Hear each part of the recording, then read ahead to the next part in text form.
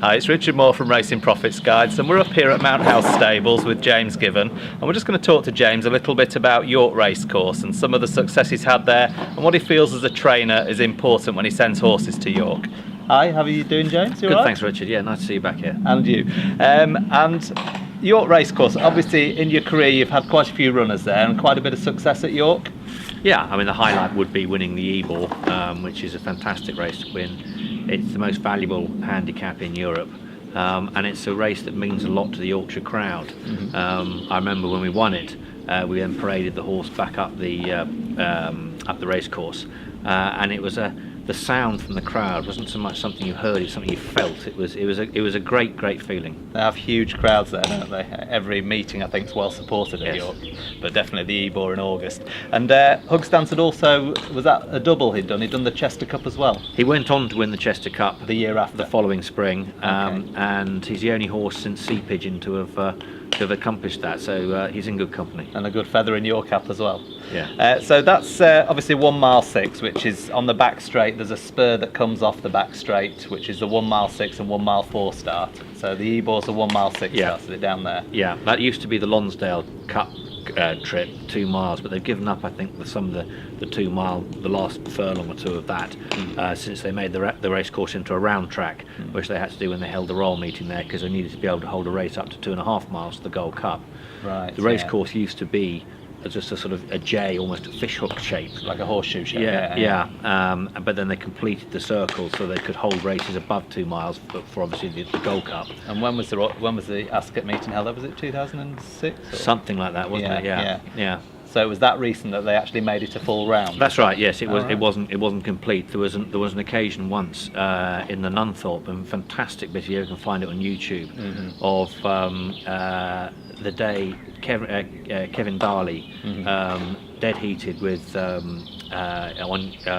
he was on. I can't remember the horse's name, but he dead heated with Dandy Nichols's wife. Right. And there's this lovely bit of footage as you see the horse Kevin rides. As the stalls open, the bit breaks in the horse's mouth. Wow. So he rides a 5 furlong race, albeit a straight line, with just his hands in the horse's mane, and still gets it up to win, albeit a dead heat. And there's this bit of footage. He just turns to his right and looks at Kieran Fallon, who's just upside him or just behind him, and he shows him, I haven't got any reins. Yeah. And at that point the race course was still open, so the chute went round and it just evented up into the car park. So Kev's horse just kept going, and Kieran, being the great horseman he is, kept going with Kev. Fortunately the horse had a noseband on, so there was something Kieran could get hold of on the horse's head to slow it down. He didn't stop it. Right. Kev then bailed out, but at a sensible pace.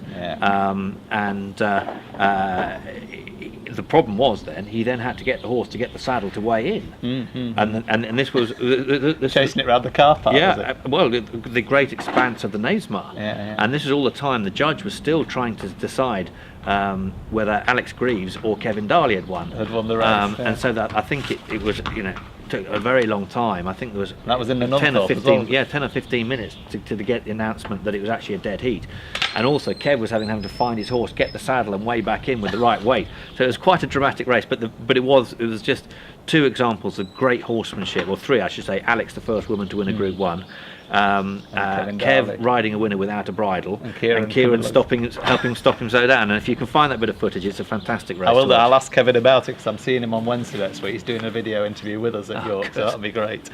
So those are your highlights. Obviously you've had other winners at the course as well. You said the Yorkshire Oaks you won as well? No, we didn't. I'd love to have won that race. We finished third third in it, third, with a horse called Trick or Treat. She had won the year before the Melrose handicap at the Ebor meeting, Which was over the same mile trip and 6. It's a bit further than the Yorkshire Oaks, but she was completing a 5-timer, and she beat Sir Michael Stout's horse Ask, who went on to win the Eclipse and be a Group 1 performer. That's right. Yeah. We were receiving £10, so one could argue that if we'd been meeting in a conditions race, we would have still got a £5 allowance for being a filly to a colt. So she was technically £5 well in, if you want to make that specific argument, and beat it a short head. But that was a great day, winning her 5th race in a row, and winning at the meeting. And then she went on. And that's at the Ebor meeting as well, is it? Yeah, she went on to win a listed race and a group race, Group 3 at Ascot, it, and was third in the Yorkshire Oaks the following years or so. Fantastic. So good memories of the course at York. And how do you find it as a course then? Very flat, isn't it? Left-handed. Yeah. Is it quite a tight course, or is it? No, it's a big sweeping bend. Galloping. Yeah, galloping bend. And in recent years, since they relayed it, the jockeys have got into the habit, it seems to me, of coming up the middle. In days before they relayed it and they did all the drainage, because they lost the Ebor meeting some years ago, because the Knavesmire is a floodplain. It is, yeah. And so the pictures we'll all remember, I'm sure, in the Racing Post, of canoes going down the home straight. But the new drainage work they did over the last few years has really helped that, has it? Yeah, it has. There were complaints early on about the track bedding in. I think a little bit unjustified. It's one of those things, people were looking to just stir trouble because they can. In days before, the races on the round track used to stay on the far rail, right, and the straight track used to come up the stands rail, right, in broad strokes. But now it seems all races tend to come up the middle of the track. Down the middle, yeah. I'm sure we may see this year some horse winning on one side or the other and then all go back again. I think there's a little element of sheep about it. The jockeys think there is a golden highway, don't they? They try and find it on every course. So that's on the round course. They used to stay on the outside, but you think it's all down the middle now? They tend to come down the middle on both. They swing off the end. The point of being is that there's always room. It's very, very unlikely to have hard luck stories at York. Yeah. I mean, we'll all remember Frankel's display in the Jubmont. Yeah, he's absolutely. Just destroyed everyone, didn't he? And he's just hardly come off the bridle. But he ended up actually 3/4 of the way across, much nearer the stands rail than the far rail, yet they'd come round the bend, and they just sort of swing off the bend. So every horse, if it's good enough, gets a chance almost invariably at York. So yeah, you don't get many hard luck stories where they get pinched up. And the sprint course, there's a straight 6 furlong and 5 furlong, and then there's like a spur that goes off which gives a bend to the 7 furlong. Yeah, dogleg 7. Yeah. Dogleg, yeah. Yeah, but again, there's such a long run in from where the dogleg is. Yes, there probably is on the dog leg a slight bit of a bias that if you're low you can get pinched up on the bend if you've not gone forward, or you can get a little bit further back, but you're only got as you say, literally a dog leg, so even if you are on the outside you're only losing a couple of lengths, and it's such a long way to the start. So how long would you say the finish straight is? About 4 furlongs, is it? Or? It's something like that, yeah. It's good long, so you've got loads of time. A bit like Nottingham really then, is it nice and wide? Yeah, like a lot of good galloping tracks like Doncaster as well, yeah. And then the sprint course, obviously you've got the Nunthorpe, as you were talking about earlier, the 5 furlong, the 6 furlong, I think you've got the Jim Crack over that distance, haven't you? Yeah, and the Lowther. And the Lowther. The 2-year-old races there. Have you had many runners in the We've had a runner in the Lowther, I've never had a run on the Jim Crack. So yeah, it's good galloping ground. It's flat, straightforward. So there's no real bias. You don't think, best horse wins usually. Always the best horse that wins in that. That's great. And what other things do you think people like to look for when they're out racing at York? Are there any things you as a trainer you look for when you're sending a horse there? Yeah, temperament. It may not be sort of immediately apparent to your armchair viewer or whatever, but the stables, although there is a plan to change this, the stables are the far side of the track. Tadcaster Road. So, and they have to walk all the way across the track. You can box them across if you've got something you're particularly worried about, or box them round the racecourse, not actually across the track.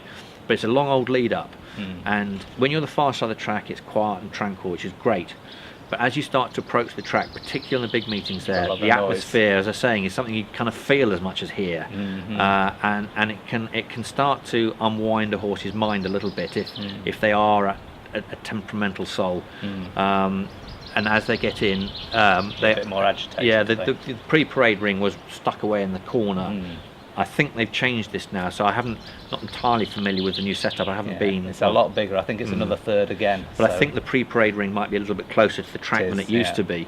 Right, so again, that'll just be a test of a horse's temperament, because you'll have to have got across before your race is run, in order to be across, in order to get saddled in time. The saddling up area. Yeah, because you haven't got time to leave the racecourse stables. Get across and get saddled in time, from in your race. So it does test a horse's temperament in the way that other race courses don't. Have smaller lead ups and more sheltered lead ups and more sheltered pre-parade. And I think we discussed this at Nottingham as well. They're on the other side of the track and they have to come across. So would you be sort of a bit wary sending a juvenile to York then because of this, or is it a good testing ground? Not wary. I mean, it just depends on what your assessment of the horse anyway. I mean, one of the differences between Nottingham and York is that they are the far side. Nottingham, they walk round the track. They're sort of next to a hedge. They're next to something. Yeah.